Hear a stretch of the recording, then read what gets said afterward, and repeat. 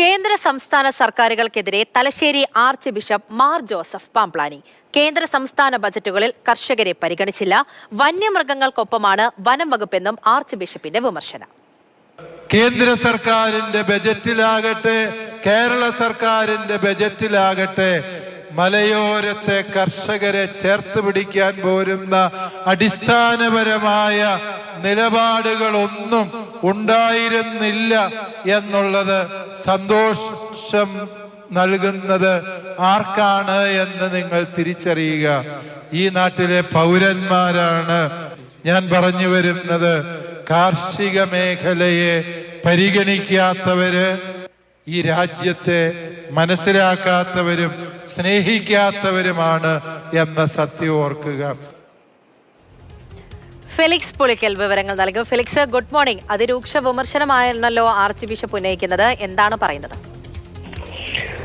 കേന്ദ്ര സംസ്ഥാന ബജറ്റുകളിൽ മലയോര ജനതയിലെ അല്ലെങ്കിൽ മലയോരത്തെ കർഷകരെ പരിഗണിച്ചില്ല എന്നൊരു ആക്ഷേപമാണ്, പ്രധാനമായി വിമർശനമാണ് ഇപ്പോൾ തലശ്ശേരി ആർച്ച് ബിഷപ്പ് മാർ ജോസഫ് പാംപ്ലാനി ഉന്നയിക്കുന്നത്. ഏറ്റവും പ്രധാനപ്പെട്ട കാര്യം, ഈ രണ്ട് ബജറ്റുകളിലും കാര്യമായും ഈ മലയോര ജനതയിലെ കർഷകർക്കായി ഒന്നും തന്നെ നീക്കിവെച്ചിട്ടില്ല, അല്ലെ അവരെ ചേർത്ത് പിടിക്കുന്ന ഒരു സമീപനവും ഈ രണ്ട് ബജറ്റിലും ഉണ്ടായിട്ടില്ല എന്ന് ബിഷപ്പ് പറയുന്നു. ഒപ്പം തന്നെ കേരള ബജറ്റിൽ ഭൂനികുതി വർദ്ധിപ്പിക്കാൻ ഒരു തീരുമാനമെടുത്തു. ഇത് കർഷകരെ ചൂഷണം ചെയ്യുന്ന ഒരു തീരുമാനമാണ്. കാരണം കർഷകരെ ചൂഷണം ചെയ്ത് ഈ സർക്കാർ ഉദ്യോഗസ്ഥർക്ക് അവരുടെ ശമ്പളം വർദ്ധിപ്പിക്കാൻ ഒരു നീക്കമാണ് സർക്കാർ നടത്തുന്നത്. അത് അനുവദിക്കാൻ കഴിയില്ല. ഒപ്പം തന്നെ മലയോര ജനത ഇപ്പോൾ നേരിടുന്ന ഏറ്റവും പ്രധാനപ്പെട്ട ഒരു വിഷയം വന്യജീവി പ്രശ്നമാണ്. അല്ലെങ്കിൽ വന്യജീവികൾ ഈ നാട്ടിലേക്ക് ഇറങ്ങുകയും കൃഷി നശിപ്പിക്കുകയും ചെയ്യുന്നത് ഒരു പതിവായി മാറിയിട്ടുണ്ട്. പക്ഷേ അത് തടയിടാനുള്ള ശക്തമായ ഇടപെടലുകൾ സർക്കാരുകളുടെ ഭാഗത്തുനിന്നും ഉണ്ടാവുന്നില്ല. ബജറ്റിലടക്കം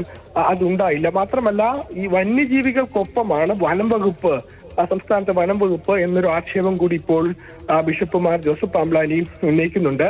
ചെമ്പേരിയിൽ നടന്ന പരിപാടിയിലാണ് ഇത്തരം വിമർശനം അദ്ദേഹത്തിന്റെ ഭാഗത്തുനിന്നും ഉണ്ടായത്. ഏതായാലും ഈ കേന്ദ്ര സംസ്ഥാന സർക്കാരുകൾ മലയോര ജനതയ്ക്കായി ഒന്നും നൽകുന്നില്ല എന്നതാണ് ഇപ്പോൾ അദ്ദേഹത്തിന്റെ വിമർശനം.